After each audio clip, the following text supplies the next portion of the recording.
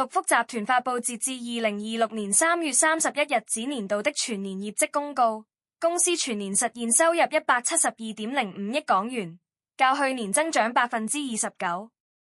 收入上升主要由於黃金產品需求強勁，加上有效的產品差異化和銷售及推廣策略帶動定價首飾產品銷售大幅上升。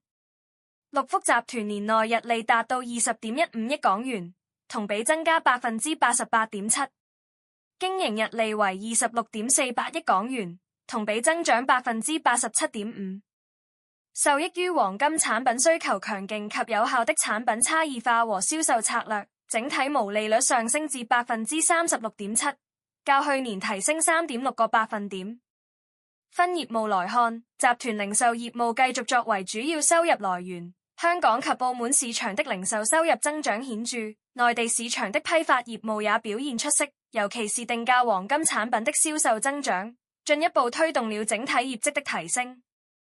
六福集團指出，儘管面臨地緣政治風險和宏觀經濟不確定性，公司的市場表現依然強勁，尤其是在定價首飾產品的銷售上。